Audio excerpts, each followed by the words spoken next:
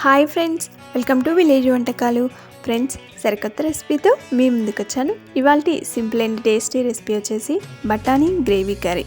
పచ్చి బఠానీతో ఇలా gravy curry చేసుకోండి ఫ్రెండ్స్, చాలా రుచిగా ఉంటుందండి. ఇది అన్నం, చపాతీ, పూరి ఎందులోకైనా కూడా చాలా బాగుంటుంది. చేసుకోవడం కూడా చాలా సులువు. ఇక లేట్ చేయకుండా ప్రాసెస్లోకి వెళ్దాము. ఇప్పుడు ఒక మిక్సీ జార్ తీసుకున్న అల్లం ముక్కని పొట్టు తీసి తరిగి వేసుకోవాలి. అలాగే 4-5 వెల్లుల్లి రెబ్బలు పొట్టు తీసి వేసుకుందాం. అలాగే తరిగి పెట్టిన ఉల్లిపాయ ముక్కలు, అదేవిధంగా ఒక 2 పచ్చిమిర్చిని ఈ విధంగా మధ్యలో కట్ చేసి వేసుకోవాలి.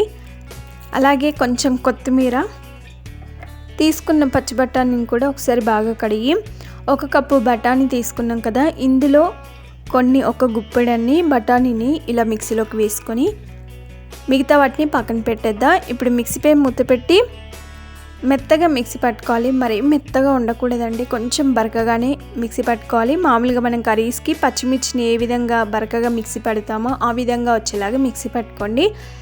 ఇప్పుడు స్టవ్ వెలిగించుకొని స్టవ్ పైన ఒక బాండీ పెట్టుకోవాలి.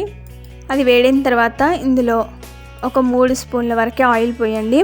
ఆయిల్ వేడిన తర్వాత 1/2 టీ స్పూన్ వరకు జీలకర్ర వేయాలి. జీలకర్ర చిట్పట్లాడేటప్పుడు ఇందులోనే కొంచెం చెక్క వేసుకోండి, ఇంచంత చెక్కను వేసుకోవాలి. ఇలా జీలకర్ర చిటపట్లాడేంత వరకు ఫ్రై చేసుకున్న తర్వాత ఇప్పుడు ఇందులో ముందుగా మిక్సీ పట్టిన ఉల్లిపాయ పేస్ట్ వేసుకోవాలి. ఉల్లిపాయ బఠానీ వేసి మిక్సీ పట్టాం కదా, ఆ పేస్ట్ని ఇలా పోపులోకి వేసుకొని ఆయిల్లో బాగా ఫ్రై చేసుకోవాలి. ఉల్లిపాయలు మనం పచ్చివే తీసుకున్నాం కాబట్టి పచ్చివాసన పోయేంత వరకు ఫ్రై చేసుకోవాలి.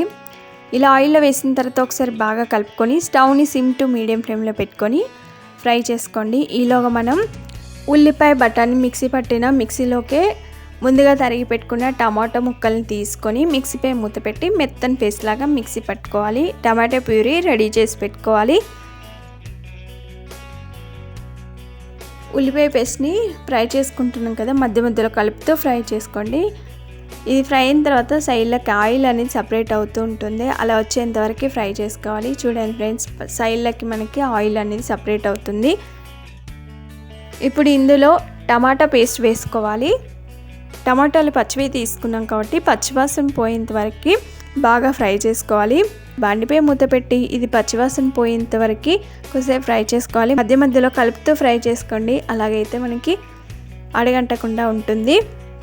ఈ విధంగా కొద్దిసేపు ఫ్రై అయిన తర్వాత ఇప్పుడు ఇందులో ఒక 1/2 టీ స్పూన్ వరకు పసుపు వేయాలి. అలాగే 1/2 టీ స్పూన్ వరకు కారం వేసుకోవాలి. అలాగే ఇందులోనే ఒక 1/2 టీ స్పూన్ వరకు ధనియా పౌడర్, 1/2 టీ స్పూన్ వరకు జీరా పౌడర్ వేసుకోవాలి. ఇవి వేసిన తర్వాత ఒకసారి బాగా కలుపుకొని మనం వేసుకున్న కారము, ధనియా పౌడర్ ఇదంతా కూడా పచ్చివాసన పోయేంత వరకు కొద్దిసేపు కలుపుకుంటూ ఫ్రై చేసుకోవాలి. ఇలా కారం మగ్గేంత వరకు కొద్దిసేపు ఇలాగే ఉంచి ఫ్రై చేసుకున్న తర్వాత ఇప్పుడు ఇందులో గ్రేవీకి సరిపడా వాటర్ పోయాలి. మనం టమాటాలను మిక్సీ పట్టుకున్న మిక్సీ జార్లోనే కొన్ని వాటర్ని తీసుకొని ఇందులో పోయండి. వాటర్ పోసిన తర్వాత ఒకసారి బాగా కలుపుకోవాలి.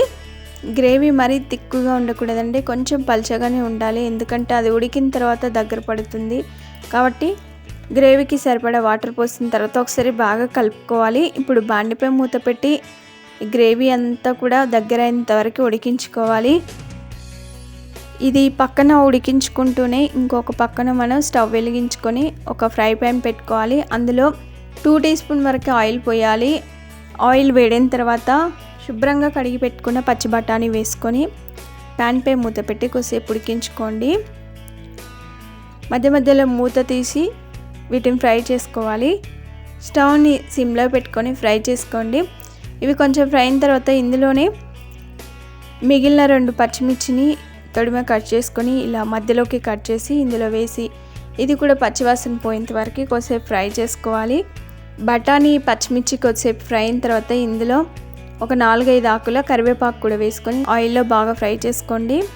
ఇవి ఇలా కొంచెం ఫ్రై అయిన తర్వాత ఇందులో ఒక 1/2 టీ స్పూన్ వరకు సాల్ట్ వేసుకోండి. అలాగే 1/2 టీ స్పూన్ వరకు ఇంగువ కూడా వేసుకొని మనం వేసుకున్న సాల్ట్, ఇంగువ అనేది బఠానీకి పట్టేలాగా ఒకసారి బాగా కలుపుకోవాలి.